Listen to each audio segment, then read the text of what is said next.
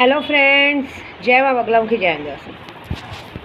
देखिए, हमारी पूजा शुरू हो चुकी है। जैसे कि मैंने कल रात को कहा था, मैंने आज काड़ूबाई को माँ को बहुत अच्छा लाल फूलों से श्रृंगार करके 51 नींबू का हार चढ़ा दिया है। वो नींबू का हार शाम को मंदिर में जाएगा, या तो मैं जाऊँगी या मेरी बेटी जाएगी, क्योंकि जो प्रण लिया वो है, मैंने कहा है ना, मैंने 1 हफ्ते का ब्रह्मचार्य का व्रत लिया। मैं केशव के पापा से दूर रहूँगी, लेकिन पहले मैं काम की बात करती हूँ।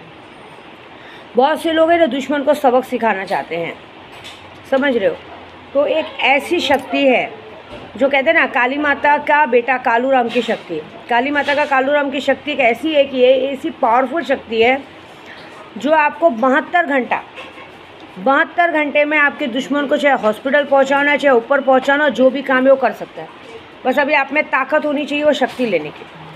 ये गारंटी है, क्योंकि शमशान का, क्योंकि काली माँ का काल भैरव होता है बेटा, लेकिन इस कालू राम का नाम जो है वो हमारे विंध्याचल में बहुत फेमस है। मुझे बहुत सारे लोगों ने कल से मैसेज किया, लेकिन बोलते माँ आप कीजिए। मैं काम नहीं करती हूँ, मैं वो कालू राम की शक्ति दूंगी, और आपको जिसका काम करना है उस कालू राम की शक्ति को आपको सिर्फ उस सामने वाले की फ़ोटो दिखानी है और कुछ प्रोसीजर बताऊंगी, वो करना है और रख देना है। कई जगह पे बताऊंगी, उस जगह पे वो चीज़ें रख देनी, ज़्यादा कुछ नहीं रखना है, छोटा मोटा रहेगा। उसके बाद 72 घंटा, घड़ी के टाइम से 72 घंटा देखिएगा सामने वाले का, चाहे आप जैसा चाहोगे वैसा खबर आपको आ चुका रहेगा। जैसे कि हमने चालू किया, मैंने कहा था कल मैंने अपना बरम छोड़ दिया है, वो बरम भी छूट गया है, खबर भी आना शुरू हो गई है। काड़ूबाई में भी पूजा हो गई है, वहाँ पे भी मुर्गे छूट गए हैं। धावजी मंदिर में भी अभिषेक और दाव हो गया। मैंने मंदिर में यही कहा कि भगवान क्या कमी और क्या प्रॉब्लम है मेरे अंदर, जो इस तरह से सब लोग इस तरह से मेरे पीछे पड़े।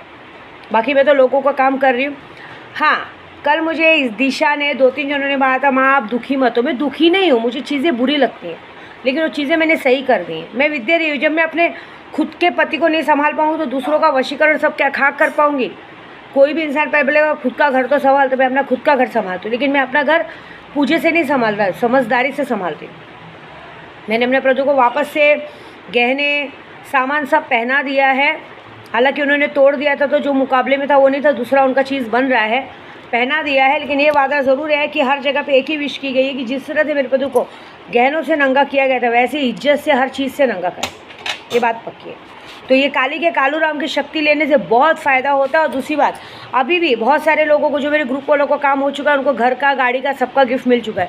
अभी भी अगर किसी को सच में सही में सबको शक्तियों के साथ घर का और गाड़ी का गिफ्ट चाहिए, तो अभी भी आप ये पूजा करवा सकते हो, क्योंकि ये बहुत बड़ा वार है, ये है कर रहे हैं। दूसरी बात, ये जो मैंने 1 हफ्ते का प्रण लिया है ना, मुझे 101% पता है कि मेरी कालूबाई दर्शन देगी, और जो मेरा बरम आया है उसने काम चालू कर दिया है।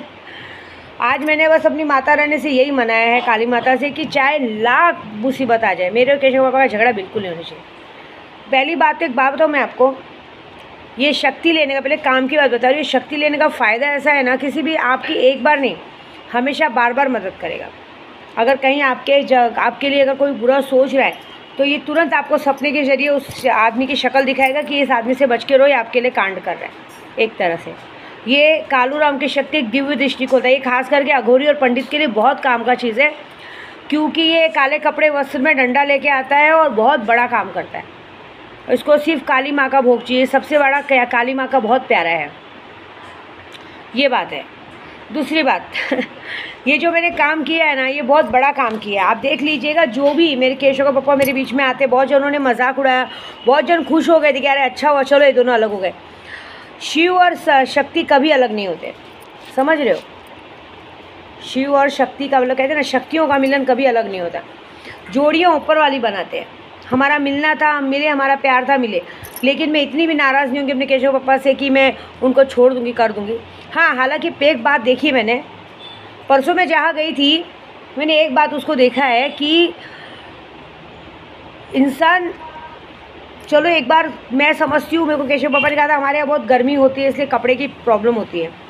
आदमी गर्मी से कपड़े नहीं पहनते, ये सुना था। लेकिन ये कभी नहीं सुना था कि मराठी लोगों को एक बात होती है कि हमारे यूपी में भी हमारे हाथों में कम से कम एक चूड़ी रहनी चाहिए, माथे में सिंदूर रहना बहुत ज़रूरी होता है। ऐसी बात है।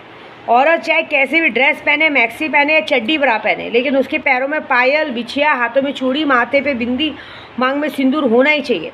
नाक में अगर हमारे में अगर नाक का नहीं पहने ना औरतें, नाक में कुछ नहीं रहना, तो उस हाथ का पानी कोई नहीं पीता।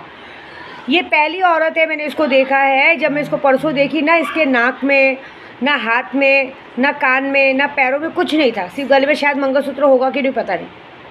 इंसान खुद अपने पति की मनहूसियत पैदा करता है, खुद अपने आप को कुंवारा बता रहा है। मैं उसको बोलूँगी कि मैडम जी आप कुंवारे नहीं हो, ऑलरेडी एक बच्चे की माँ हो, अगर ऐसा देखा जाए तो 3 बच्चों की माँ हो। मैं क्यों बोल रही हूँ आप जानती हो, है ना। क्या होता है ना कि जाने दो, पिछला कहते हैं कि पैदा करने से एक औरत अगर एक बच्चे की माँ बन जाती ना तो वो एक भाभी की कैटेगरी में आ जाती है। और दूसरी बात, औरत चाहे कितनी भी सुंदर हो, लेकिन जब तक सबसे ज़्यादा सुंदर औरत कौन अच्छी लगती है वो ना, जो सुहागनों के जैसे रहती है। मैं भी घर गई थी ना, मेरे भी हाथों में चूड़ियाँ थी, गले का था, मांग में सिंदूर था, पैरों में पायल थी। ये पति की लंबी उम्र की कहानी है। मैं ये बताना चाहती हूँ कि क्या ये मैडम जी की माँ ने सिर्फ बुराई करना सिखाया है? ये सिखाया है कि घर में जो आए दबा के रखो और मायके भेज दो? ये नहीं सिखाया कि सुहागनें कैसी रहती हैं? ये सिखाया कि भाई अब कुंवारे जैसे रहो? ये गलत बात है। कुंवारे जैसा रहने से आदमी कुंवारा नहीं बनता है। आदमी को सुहाग, इतनी मनहूसियत, तो ये ऐसी मनहूसियत रहेगी तो कहाँ से घर चलेगा, कहाँ से घर में लक्ष्मी आएगी? ना ढंग से रहना। एक बात बताओ, चाहे मैक्सी पहनो चाहे ड्रेस पहनो, कपड़े तो कपड़े होते हैं, ज़रूरी नहीं मैक्सी पहनो, चलो पहनते, लेकिन कम से कम हाथ में चूड़ी रखो, पैरों में पायल रखो, हाथों में नेल पॉलिश रखो, माथे में बिंदी रखो, माथे में थोड़ा सा सिंदूर लगाओ, कान में पहनो, नाक में पहनो। जहाँ तक मुझे याद है कि मैंने अपने केशव पापा को भी दिया है। जब मेरे घर में नवरात्रि थी, माता जी का हम लोग मूर्ति विसर्जन को ले जा रहे थे, तो माता जी को जो कान का पहना था वो कान का पैरों का बिछिया हमने केशव पापा को दिया था कि जाके दे दो। सोने का कान का दिया था जो कि छोटा सा था, रेगुलर पहनने वाला था, पहनना चाहिए था। इस तरह से रहने से कितनी बेइज्जती होती है मालूम है। और अपने आप को कुंवारा बनने से मेरे को तो कोई बोलने का हक नहीं कि क्यों नहीं है। मेरा पति, हम दोनों का पति है। अगर एक ऐसा मनहूस जैसा रहेगा तो पति में कितनी बुलंदी आँच आएगी, हर बार मुसीबत आएगी। अच्छी बात नहीं है ना। माँ बाप ने कुछ तो मैनर्स सिखाया होगा। हमारे घर में तो अगर नाक का नहीं पहनो, बातें बिंदी नहीं बोलिए, क्या मनहूस जैसा। ये बताओ कि उनको तो ये तक नहीं मालूम है कि उसकी पति को चूड़ियाँ पसंद है। हमारे पति को चूड़ियाँ बहुत पसंद है, क्योंकि जब उसका प्यार करने का मूड होता है तो जो चूड़ियाँ बसती तो उसको अच्छा लगता है। साड़ी पहनना पसंद है। मेरी भी घर में गर्म होता है, ऐसा नहीं मैं दिन भर एसी में नहीं रहती हूँ, लेकिन हमारे में एक रीत है। मैं सुबह उठ के नहा धो के कपड़े वपड़े पहन के तैयार होकर फिर माता को पूजा करती हूँ। फिर उसके बाद दोपहर को 12-12 बजे तक सोना, ये तो और मनहूसियत की निशानी है। सुबह भले आप उठ के काम करते हो, लेकिन दोपहर को हमारे घर में तो 12-12:30-1 बजे से खाना ही बनता है, वो करता है। ये सब दरिद्रता का निशानी है। ऐसी जिस घर में ऐसी औरतें होती है ना, वो घर कभी उस घर में फला फूला नहीं रहता। इसलिए बोलते थोड़ा ढंग से रहना सीखो। ये सब घर में बरकत नहीं आने का नतीजा है। आती लक्ष्मी भी घर के पास से लौट जाती। मालूम है घर की लक्ष्मी क्या होती है? सुबह उठ के घर के बाहर रंगोली लगाए, माँ को दीपक जलाए, 2 अगरबत्ती लगाए, तब जाके घर में आते हैं, भगवान भी वास करते। लेकिन जिस घर में अगर औरतें दिन भर ना माथे पे एक बिंदी लगा के, ना कोई ना कुछ, ना कान में, ना हाथ में, ना पैर में, एक विधवा जैसे रहे, मैं सच बोलूँ ना, उस औरत को देख के ऐसे ही लग रहा था कि उसका पति मर चुका है, और या तो फिर ऐसा लग रहा था कि वो मेरे केशव के पापा की बहन है, एक कुंवारे जैसा रह रही थी। कुछ भी नहीं था कसम से। उसको देख के आपको एक बार अगर उसको देखेंगे ना तो सर से पाँव तक, जिस तरह से उसने कुछ भी नहीं पहना था, तो ऐसा लगा था कि उसका पति अभी हाल ही में मर चुका है। वो मनहूसियत खुद फैला रही थी। मैं डरती नहीं, मुझे बुरा लगा देख के। इतना सब कुछ देने के बाद, इतना सब कुछ, उससे अच्छा तो मेरी आंटी रहती है, प्रदू की मम्मी, केशव के पापा की मम्मी बहुत अच्छे से रहती है। माथे पे बिंदी, माथे पे सिंदूर, हाथ में चूड़ी, पैर में पायल, कितनी अच्छी लगती है। सुहागने, आपको मालूम है औरत कितनी भी सुंदर हो, लेकिन जब वो पूरी तरह सुहागन के जैसे तैयार होती है ना, तो माँ रेणुका माँ का, यल्लमा का माँ का रूप दिखती है, माँ काड़ूबाई का रूप दिखती है। और जब औरत ऐसा कुछ ना पहने, सिर्फ एक बिंदी लगा के अपने आप को कुंवारा साबित करे ना, उस औरत को हमारे में दलिद्र और पनौती कहा जाता है, मनहूस कहा जाता है। उस औरत को कहा जाता है कि यही अपने पति के लिए मनहूसियत है। क्योंकि सुबह सुबह अगर आदमी ऐसी औरत की शक्ल देख लेना, दिन भर खाना भी नसीब नहीं होता, पानी तो बहुत दूर की बात है। इसलिए कभी भी प्लीज़, जिसको भी वीडियो जाए, सुबह ज़्यादा कुछ ना करे। मैं नहीं बोलती हूँ मेकअप लिपस्टिक मार के रखे, लेकिन माथे पे एक छोटा सा सिंदूर का टीका लगा के रखे, हाथ में 2 चूड़ी पहने, कान में पहने, अच्छा लगता है। पैर में देखो, एक सुहागन औरत के हाथ में 2 चूड़ियाँ, नाक में और पैर में पायल, ये बहुत ज़रूरी रहना, और माथे पे एक टीका, तब पति की लंबी आयु होती है। जो औरतें ये सब नहीं करती ना, उसके पति की आयु बहुत जल्दी ख़त्म होने वाली रहती है। और वो औरत को भगवान ये श्राप देते हैं कि जब तुझे इसी तरह रहना है ना, तो तेरे पति के मरने के कई वर्षों तक तू इसी तरह रहेगी। मतलब उसको विधवा का रूप दे देते हैं। तो ऐसा क्यों मनुष्य डालने का। हम रोज़ सुबह उठ के अपने माँ भगवान के सामने आंचल फैला के बोलते कि भगवान मरूँ तो सुहागन मरूँ अपने पति के सामने। तो भगवान क्या बोलते, तुम तो सुहागन जैसी रहती ही नहीं है, तो तुझे सुहागन रख के मतलब क्या है। तेरे सुहागन रहना नहीं रहना एक बराबर है ना। तेरे माथे पे बिंदी है, ना मांग में सिंदूर है, ना हाथ में चूड़ी है, तो तुझे क्या, तुझे जा मैं तुझे तथास्तु बोलता, तू ऐसी रहे। इसलिए ऐसा गलती मत करो। सारी सुहागनों को बोलूँगी, सुहागन का एक ही रीत है, अपने हाथ में कम से कम 2 चूड़ी रखे, अच्छे से रहे। उस औरत का सुहाग अमर रहता है। वो औरत सुहागन ही मरती है, लिख के लेना। उसका पति के पहले उसके प्राण जाते हैं। और जो औरतें फैशन शो में रहती हैं ना, वो जो ये फैशनेबल करती हैं, सिर्फ नाम के लिए एक मंगलसूत्र पहन लिया, लेकिन बॉयफ्रेंड के सामने नहीं दिखना चाहिए कि मैं सुहागन हूँ, एक बिंदी लगा के बैठ जाती ना, उसके नसीब में आजीवन फिर वैसे ही रहना लिखा रहता है। फिर उसके जीवन में कभी ना चूड़ी का सुख रहता है, ना श्रृंगार का सुख रहता है। ये मत करो यार प्लीज़। मेरी वीडियो बुरी लगे तो सॉरी, लेकिन ये सुहागन की मर्यादा का अपमान है, और मैं ऐसा अपमान बिल्कुल बर्दाश्त नहीं करूँगी। ये हर सुहागन का अपमान है कि जो औरत सुहागन होकर ऐसे विधवा लोग के जैसा मनुष्य मुँह बना के बैठती ना, वैसी औरतों के लिए तो तमाचा के चप्पल मारने का मन करता है मुझे। ये बात है, ये बहुत बुरा लगता है मुझे। और पीछे से ना बैकग्राउंड देना बंद करने का, ये बात पक्की है। और एक बात, मैंने तो अपने केशव के पापा को वापस से बंदिश पहना दिया है, लेकिन एक बात, अगर मेरे प्रभु को बंदिश पहनाने के पहले अगर कुछ भी मुसीबत आई रहती ना मेरे प्रभु पे, तो कसम से बोलती विद्या देवी ना फिर निकल के ऐसे ऐसे लोगों को मारती थी कि उनको बचाना मुश्किल हो जाता। मेरे को तो हाजिदा ने कहा कि माँ आप क्यों सोचती हैं, आप तो खुद उनके लिए एक साक्षात शक्ति हैं। आपके रहते दादा को कुछ हो सकता है क्या?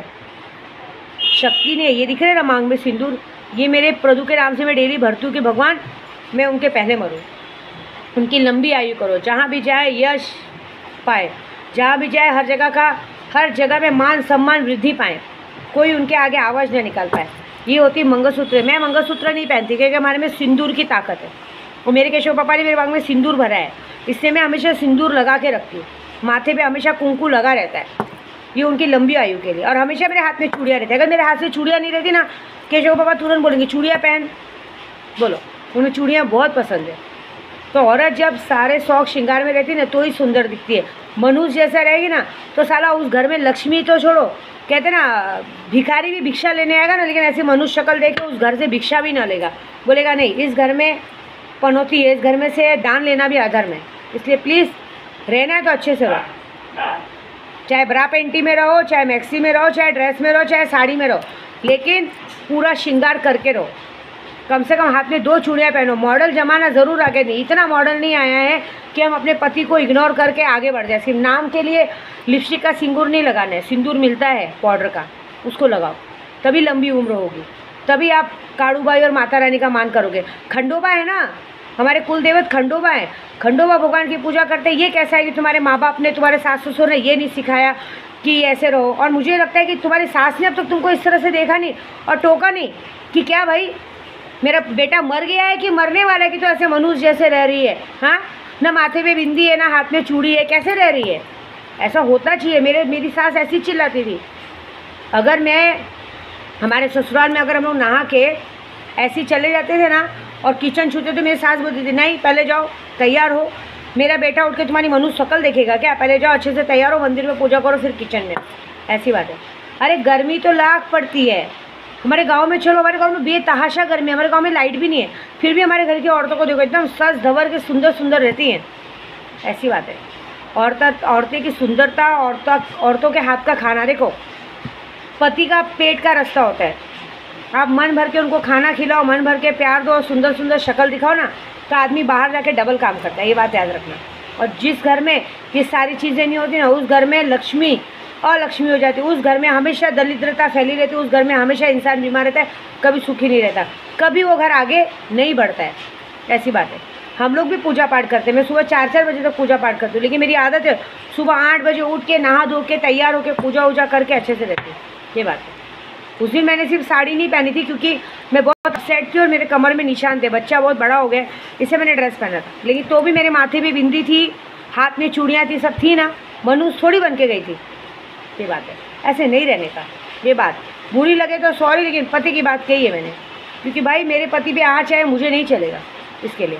बाकी मेरी वीडियो पसंद आए लाइक करना बिल्कुल ना बोले। और दूसरी बात, काली का बेटा कालू राम की शक्ति ज़रूर ले। अगर अपने दुश्मन को पहुंचाना चाहते हो शमशान, और दूसरा विष वशीकरण ज़रूर कराएं, जिससे आजीवन का वशीकरण होगा। अगर आदमी तुम्हारे सामने कुत्ता नहीं बना तो मेरा नाम बता देना, लेकिन बरोबर करो। और आज हमारी पूरी टीम भी लग चुकी है। 7 दिन का वेट है। आज मैंने अपनी माता रानी के सामने अपने सुहाग का वो रखा है कि मैं अगर अपने प्रभु से बहुत प्यार करती हूँ, काली माता बचपन से आपको प्यार किया होगा, 1 हफ्ते में सबको हॉस्पिटल पहुँचाना। मैं चाहती हूँ वो इंसान हॉस्पिटल पहुँचे कि जिसने मेरे और केशव के पापा में झगड़ा लगाने की कोशिश की, और जिसने हमारे बीच में आने की कोशिश की, और जिसने मेरे प्रभु को गहनों से नंगा किया। बस बात ख़त्म। बाकी भगवान देखेगा। क्योंकि मुझे बहुत वो बुरा लगा है। मैंने अपने केशव पापा को पहना है, लेकिन वो चीज़ टूट गई ना, 60-70 हज़ार का नुकसान हुआ ना। कोई बात नहीं, उससे डबल पहनाऊँगी मैं, लेकिन लोगों को सज़ा देने के बाद। जय माता दी।